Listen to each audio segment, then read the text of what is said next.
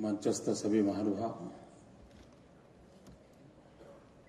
देश और दुनिया से पधारे हुए सभी महानुभाव, आप सबका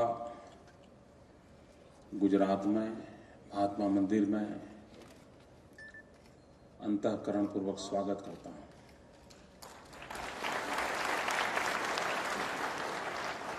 हमारे यहाँ गुजरात में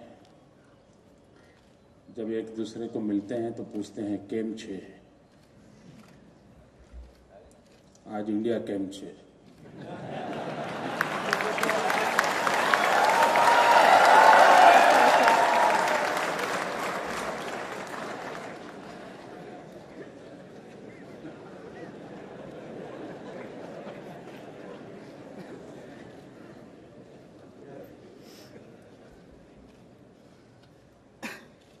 मित्रों, मैं हर बार आपके बीच में आया हूं।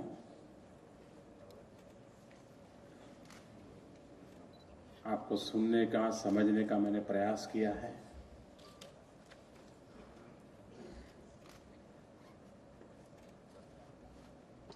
और कुछ बातें आपको बता करके भी गया हूं। उसका क्या हुआ मुझे पता नहीं। एक बार मैं आपके बीच में आया था तो मैंने एक सुझाव दिया था कि गुजरात का 1000 वर्ष से भी ज्यादा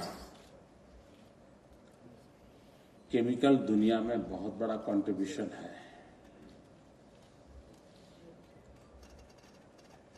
क्यों ना आपकी इंडस्ट्री के द्वारा इस 1000 साल के इतिहास की एक किताब प्रसिद्ध की जाए। वो रह गया, बाकी है ना। और उसको डिजिटल फॉर्म में भी रखना चाहिए ताकि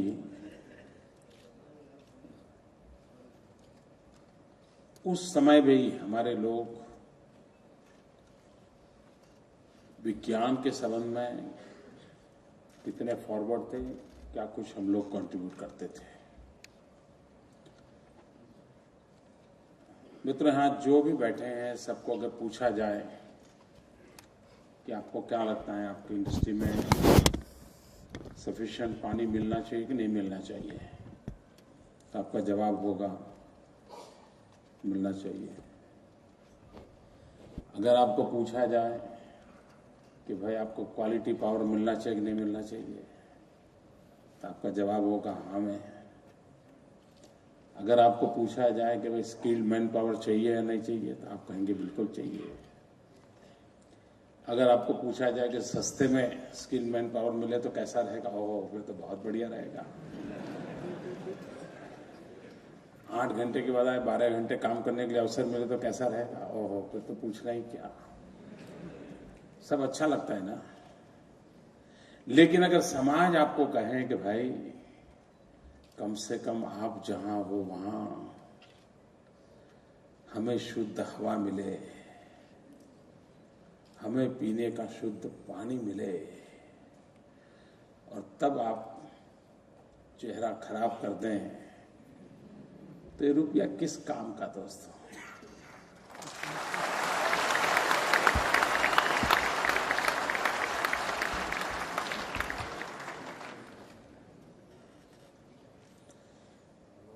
मित्रों, आप लोग उस फील्ड में हो कि जिसकी सबसे बड़ी जिम्मेवारी है। दुनिया के कई देश हैं जिन्होंने हजार्डस केमिकल इंडस्ट्रीज को ताले लगा दिए हैं और उनकी इकोनॉमी को कोई फर्क नहीं पड़ा है। जिसको ताला लगा उसको फर्क पड़ा है।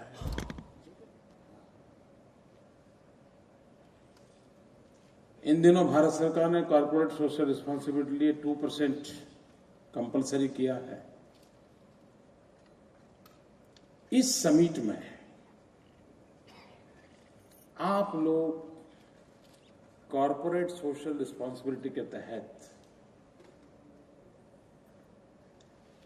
कुछ सोचने के लिए कमेटी बना करके कि भाई हम इस फील्ड में हैं, हम लोग कॉर्पोरेट सोशल रिस्पॉन्सिबिलिटी के नाते हमारे धन का उपयोग समाज की भलाई के इस क्षेत्र में करेंगे और खास करके एनवायरमेंट। मित्रों, आज भले ही हम इस फील्ड में अपनी जगह बनाई होगी, लेकिन किसी एक क्षेत्र को सबसे ज्यादा संकट आने वाला है, ग्लोबल चैलेंजेज आने वाली हैं, तो वो आपके सेक्टर को आने वाले हैं। दुनिया इतनी तेजी से बदलती जा रही है और ग्लोबली इतने नए नए नॉर्म्स एस्टैब्लिश हो रहे हैं और डेवलपिंग कंट्रीज पर वो थोपे भी जाते हैं और चाहते हुए न चाहते हुए मजबूरन, लेकिन डेवलपिंग कंट्रीज भी उन सारे नॉर्म्स को लागू करने के लिए कभी न कभी तो उसको आगे आना पड़ेगा। और अगर हम उस पैरामीटर के अनुकूल अपने क्षेत्र का विकास नहीं करते हैं तो हम उस समय इस संकट को कैसे झेल पाएंगे। आज मित्रों, दुनिया में कोई सरकार अपनी मनमर्जी से निर्णय कर ले और दुनिया चला ले, वो समय पूरा हो गया है। आपको पूरे एक वैश्विक परिवेश में ही अपने आप की जगह को फिक्स करना होता है और उस अर्थ में अगर समय रहते हम सोचेंगे तो शायद हमें कम से कम संकटों को झेलना पड़ेगा। और मैं मानता हूं आपके यहां कोई ऐसा टास्क फोर्स बने, ग्लोबल किस प्रकार के नॉर्म्स की तरफ दुनिया जा रही है उसमें हम कहां हैं, हमने सोचना होगा। मित्र, इस बात को भी हमें स्वीकार करना होगा कि बीता हुआ समय समाज की प्रगति में आईटी का बहुत बड़ा रोल रहा है, इंफॉर्मेशन टेक्नोलॉजी का। गत 30-40 वर्ष में उसने इतना बड़ा इम्पैक्ट किया है कि पूरी जीवन व्यवस्था में बदलाव आ गया। लेकिन हम मान के चले कि इसके बाद का समय ईटी का है, एनवायरमेंट टेक्नोलॉजी। हम क्या एनवायरमेंट टेक्नोलॉजी को कोप अप कर रहे हैं, एडॉप्ट कर रहे हैं? और एनवायरमेंट टेक्नोलॉजी प्रोडक्टिविटी के साथ भी इन दिनों पॉजिटिव रिस्पॉन्स दे रही है। ऐसा नहीं कि एनवायरमेंट टेक्नोलॉजी आए तो प्रोडक्शन को नुकसान हो रहा, नहीं हो रहा है। ये आपका क्षेत्र ऐसा है कि जो समय रहते इन चीजों पर अगर सोचे तो बहुत बड़ा लाभ होगा। मित्रों, जैसा ही हमारे देश की आदत है, काफी चीजें लचर चलती है, होता है अरे यार कर लो फिर देखा जाएगा, छोड़ो यार वो इंस्पेक्टर को संभालना है, क्या करना है, ये एक सोच बनी हुई है। लेकिन बाद में जब तकलीफ आती है तो बहुत नुकसान होता है। आप पहले से एक मकान बना दें और पूरा मकान बनने के बाद कोई कहेगा आप धूप नहीं आती है, खिड़की यहां करो, हवा नहीं आ रही है, खिड़की यहां करो, तो वो ज्यादा महंगा पड़ता है। लेकिन पहले से डिजाइन ठीक करो तो धूप भी आएगी और हवा भी आएगी। आप इस क्षेत्र की इंडस्ट्री में क्यों न पहले से सारे नॉर्म्स का पालन करते हुए विथ ऑल द सेफगार्ड्स हम क्यों नहीं करते हैं? आप में से कोई इंडस्ट्री ऐसी नहीं होगी कि जिसका गवर्नमेंट के साथ तनाव न चलता हो।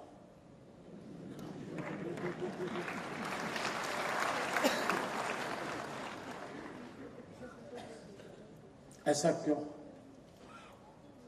मैं नहीं मानता हूं कि सरकार ने कोई ऐसे कानून बनाए दिए कि जिसको आप कर नहीं सकते हो। आप कर सकते हो, लेकिन आपने तय किया है कि यार चलता है, चलने दो। अब मित्रों, कभी वहां पर आप ही के लोगों को किसी दिन संकट आया तो क्या होगा?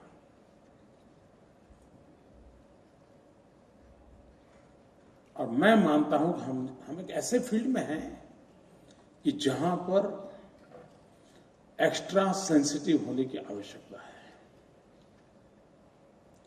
हम समाज के हितों को दरकिनार करके अपने हितों की चिंता करेंगे तो हम लंबे अरसे तक अपनी बात को आगे नहीं बढ़ा सकते। मित्रों, एक और विषय जो है, मैं मानता हूं कि ज्यादातर हमने देखा होगा कि अधिकतम हमारी कंपनियां ऐसी हैं जो किसी एक प्रोडक्ट को लेकर के वो मार्केट में एंटर करते हैं और 20-25 साल के बाद भी वो उसी प्रोडक्ट पर गुजारा करते हैं। उसी जो चलती, पिताजी ने किया था, बेटा भी वही कर रहा है। हो सकता है पहले 5 टन माल बेचता होगा, 25 टन बेचता होगा। पहले टर्नओवर अगर 10,000 करोड़ होगा तभी 20,000 करोड़ होगा। मित्रों, ये कोई सेटिस्फेक्शन का लेवल है क्या? आज देखिए, दुनिया में हमारा कंट्रीब्यूशन हार्डली 3% है mister Pal. We are only 3% in the export, in the global level पर केमिकल फील्ड में ओनली 3%। कितना बड़ा स्कोप है मित्रों। दुनिया पूरी एनवायरमेंट के इतने कानूनों से जकड़ी हुई है कि वो अपने यहां इस काम को करने के लिए तैयार नहीं है। दुनिया के बहुत सारे देश इस क्षेत्र पे ताले लगा रहे हैं। आपके लिए स्कोप है, उसके बाद भी दुनिया में हम सिर्फ 3% पे अटके हुए हैं, और ये भी पिछले 1 दशक से अटके हुए हैं। और उसका मूल कारण, इतनी बड़ी इंडस्ट्री, इतनी सारी व्यवस्था होने के बाद एक कॉर्पस फंड बना करके हम क्यों न एक रिसर्च लैब तैयार करें, एक वर्ल्ड क्लास रिसर्च इंस्टीट्यूशन हमारा क्यों ना हो। उसके आपके कमरे में आपकी रिसर्च होगी, जरूरी नहीं कि वो बगल वाले कमरा आपके अंदर झोंक करके देखा यार इसने क्या खोजा, मैं चोरी कर लूं। नहीं होगा, आप ताला लगा दीजिए।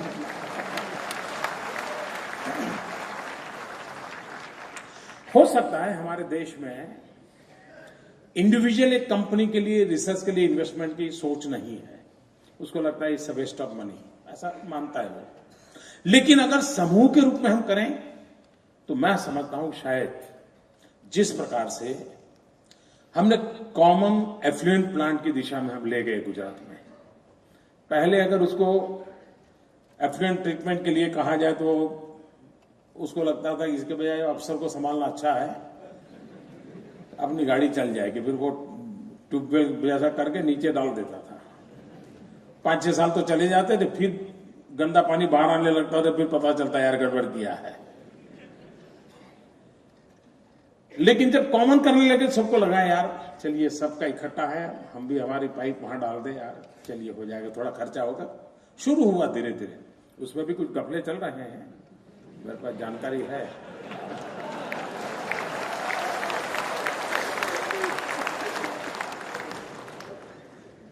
लेकिन मित्रों, उसी प्रकार से कॉमन रिसर्च फैसिलिटी हम क्यों न खड़ी करें। आप सोचिए, और मैं मानता हूं नॉट नेसेसरी कि स्टेट के अलग हो, पूरे देश के लिए कोई एक जगह पे केमिकल पेट्रोकेमिकल सेक्टर के लिए, इवन फार्मास्यूटिकल में भी हम जोड़ सकते हैं, क्यों न हम स्पेशल रिसर्च यूनिट खड़े करें, हम टैलेंट पूल वहां इकट्ठा करें। जब तक हम रिसर्च और इनोवेशन करके इस फील्ड में आगे नहीं आएंगे, मैं नहीं मानता हूं मित्रों हम क्वांटम जंप करेंगे, लेकिन हम क्वालिटेटिव बल्क मटेरियल की ओर सक्सेस नहीं पाएंगे। और इसलिए हमने बहुत सीरियसली सोचने की आवश्यकता है। We must invest in research क्योंकि ये फील्ड ऐसा है जिसमें स्काई द लिमिट। मित्रों, ये कुछ रुकने वाला नहीं है। ये आज से 50 साल पर जो चीजें थी पहले। दूसरा मित्रों, हमारा जो केमिकल वेस्ट है वो एक बहुत बड़ा सरदर्द है सबके लिए। लेकिन आप देखिए, पहले बिजली के जो कारखाने थे जो कोयले के आधार पर चलते थे, तो वहां कोयले की राख, उसके ढेर लगे रहते थे और वो इतने 80-80, 100-100 मीटर ऊंचे होते थे। और उसको निकाल कैसे करना, उसके लिए टेंशन रहता था। सरकार और बिजली कंपनी के बीच झगड़ा ये होता कि इसको कब हटाओगे बताओ, इसी का झगड़ा होता था। मित्रों, समय बदलते वही वेस्ट वेल्थ बन गया। वही कोयला की राख आज प्रोडक्शन मटेरियल में काम आने लग गई, तो आज उसको लेने के लिए टेंडरिंग हो रहा है। मतलब किसी ने रिसर्च किया, किसी ने माइंड अप्लाई किया, तो वो वेस्ट भी। क्या कभी आपने सोचा है कि जो वेस्ट आपके लिए आज बोझ है, वो वेस्ट भी कभी वेल्थ बन सकता है? उसी वेस्ट पे रिसर्च करके, इनोवेशन करके कोई और नई प्रोडक्ट की ओर आप जा सकते हैं जो मार्केट में, और वो संभव है मित्रों, सब चीज संभव है। क्या आप वेस्ट को भी एक बर्डन बना के मान करने के बजाय वेस्ट को भी एक रॉ मटेरियल मान करके उसमें वैल्यू एडिशन करके आप मार्केट में एक नई एंट्री कर सकते हैं मित्रों? तो हम लोगों को एक टेंशन चला जाएगा। मित्रों, आज देखिए, अब इतने सारे केमिकल फील्ड में हो, ये मेडिकल वेस्ट कितना बड़ा टेंशन का विषय है। क्या आप ऐसे कोई केमिकल नहीं बना सकते हैं कि जो मेडिकल वेस्ट का निकाल करने के लिए काम आ जाए? उनका भी काम हो जाए, आपका भी काम हो जाए। मित्रों, हमारी रिक्वायरमेंट के अनुसार रिसर्च, मित्रों सारी दुनिया एक विषय में बहुत बड़ा बदलाव आया है, और वो है holistic lifestyle, environment friendly living. Even वो कपड़ा भी अब केमिकल कलर वाला पहनने को तैयार नहीं है। नेचुरल कॉटन कलर को ग्रो करना, उसमें से बना हुआ कपड़ा और वही पहनना, वहां तक दुनिया आगे बढ़ रही है। हमारे देश में वेजिटेबल कलर, ये हमारी कितनी बड़ी विधा थी मित्रों। पाटन का पटोला हजारों साल से दुनिया में प्रसिद्ध क्यों हुआ? वेजिटेबल कलर के कारण। और उस समय भी लोग इतने कॉन्शियस थे कि केमिकल कलर का कपड़ा नहीं पहनेंगे, वेजिटेबल कलर वाला कपड़ा पहनेंगे, और उसी में पाटन का पटोला पॉपुलर था। 20-20 लाख की कीमत में वो बिकता था।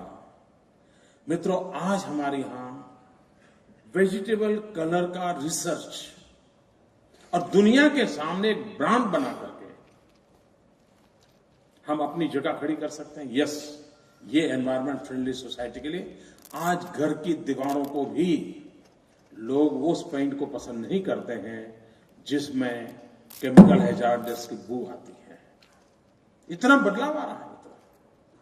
अगर ये बदलाव आ रहा है तो उस बदलाव के साथ कोप अप करने के लिए हम रिसर्च की ओर बल दे सकते हैं क्या? मित्रों, हम इक्विपमेंट अपग्रेडेशन कर रहे हैं। क्यों? क्योंकि उससे प्रोडक्टिविटी बढ़ती है, मुनाफा बढ़ता है।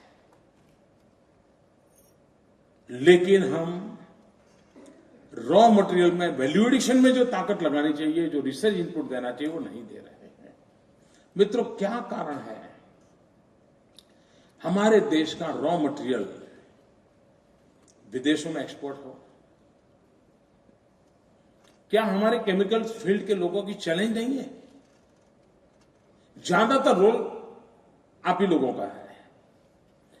क्यों न हम, जैसे हमारे यहां से बॉक्साइट रॉ मटेरियल एक्सपोर्ट होता है, देश के जेब में क्या आता है? कुछ नहीं आता है। लेकिन वही चीजें अगर प्रोसेस होती, उसको केमिकल फील्ड के लोगों का टच मिलता, और अगर मान लीजिए एल्यूमिना बना करके जाते, तो हम कितना वैल्यू एडिशन करते हैं, हम इकोनॉमी को कितना फायदा करते हैं। हम अपनी इन सारी चीजों को, हमारे यहां उपलब्ध जो भी रॉ मटेरियल है, रॉ मटेरियल का वैल्यू एडिशन में एटलीस्ट केमिकल फील्ड के लोग क्या कर सकते हैं। हमारा सपना होगा हमारे देश से भाई तसु भर भी चीज हम रॉ मटेरियल नहीं जाने देंगे, हम वैल्यू एडिशन करेंगे। और वैल्यू एडेड चीजें हम दुनिया के बाजार में जाएंगे, हमारे लोगों को रोजगार मिलेगा, हमें फॉरेन एक्सचेंज मिलेगा, और फॉरेन एक्सचेंज मिलेगा तो हमारा जो रुपया लड़खड़ा रहा है वो नहीं लड़खड़ाएगा।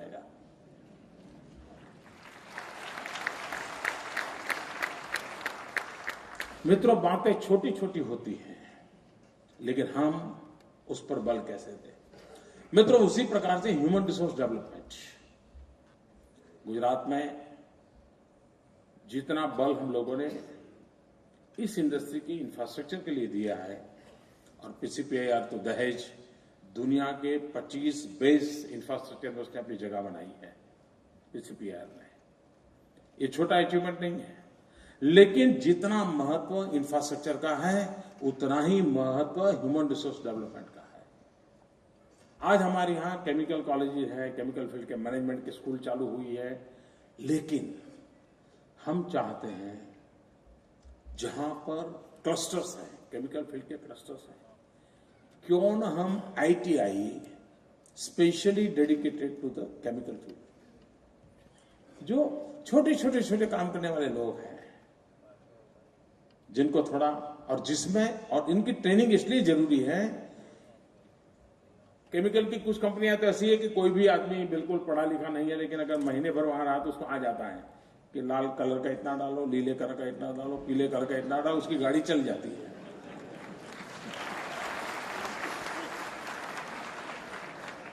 मेरी जरूरत पड़े तो बुला देना, मैं आऊंगा।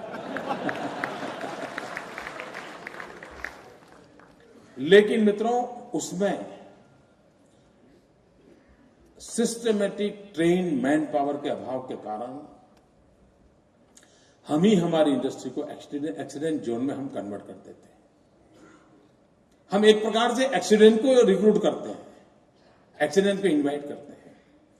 क्यों न हम ही अपने क्लस्टर में गवर्नमेंट पब्लिक प्राइवेट पार्टनरशिप के मॉडल पर आईटीआई दे रही है, आपके स्पेसिफिक काम के लिए ही ह्यूज मैन पावर हम क्यों ना खड़ा करें, लेबरर्स का, हमें बहुत बड़ा लाभ होगा मित्रों।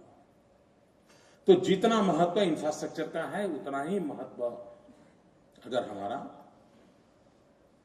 ह्यूमन रिसोर्स डेवलपमेंट का होगा तो लाभ होगा। मित्रों, आप केमिकल फील्ड में इतने समय से काम कर रहे हैं, लेकिन आपको पीड़ा नहीं होती मित्रों कि आज भी हमारा देश हमारी करेंसी जो छापता है वो इंक विदेशों से इंपोर्ट करता है? मेरे दिमाग में नहीं पड़ता मित्रों। गांधी जी हमारे स्वदेशी, इंक विदेशी।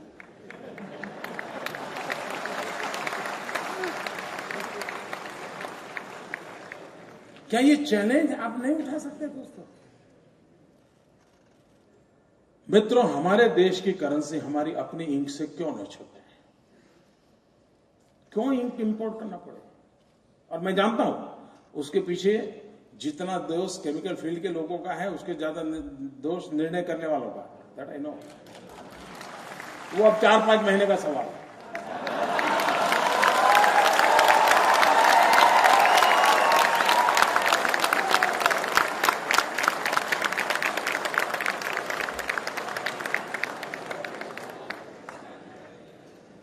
कहने का तात्पर्य यह है मित्रों, हम लोगों के मन में भी एक सपना होना चाहिए।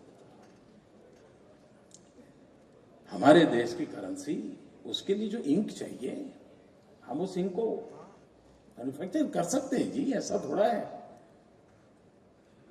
मित्रों, आप देखिए दुनिया में आज सबसे सोफिस्टिकेटेड जो एक्टिविटी है, जैसे स्पेस शटल है,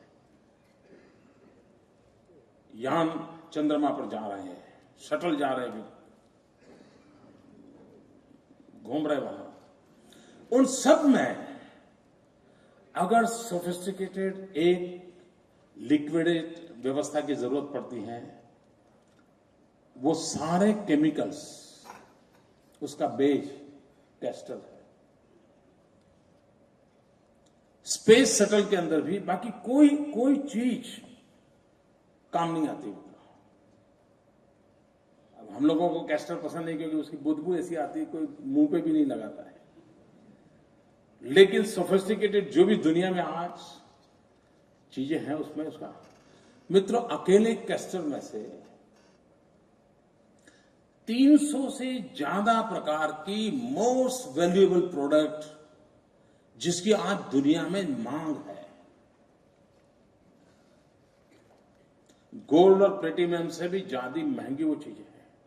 गुजरात हिंदुस्तान का 85% कैस्टर मैन्युफैक्चरर है, खेती में हमारा पैदावार है, लेकिन वैल्यू एडिशन नहीं है और करने का जिम्मा आपका है।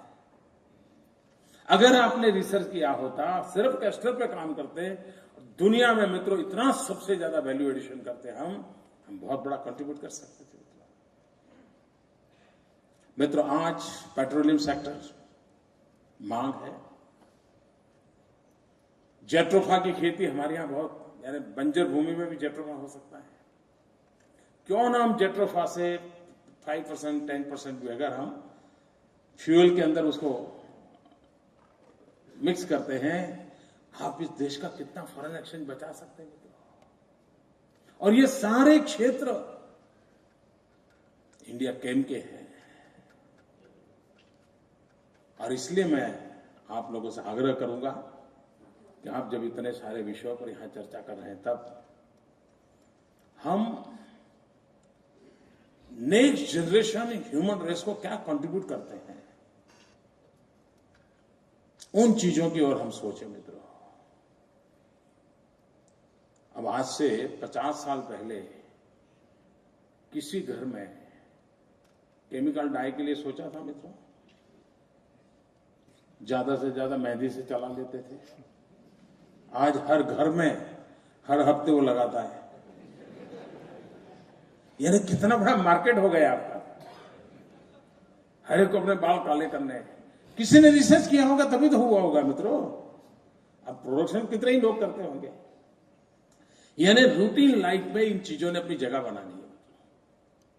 सहज जीवन का हिस्सा बन गए हैं आज आपका क्षेत्र।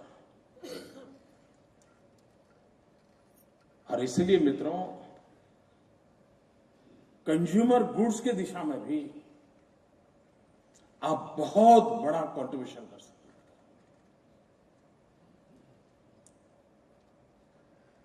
मैं विश्वास करता हूं कि आपका ये 3 दिन का जो प्रयास है वो इस क्षेत्र में और ग्लोबली हम क्या कंट्रीब्यूट कर सकते हैं उस अर्थ में करेगा। मेरी आपको बहुत बहुत शुभकामनाएं। और फिर एक बार केम छे। Thank you.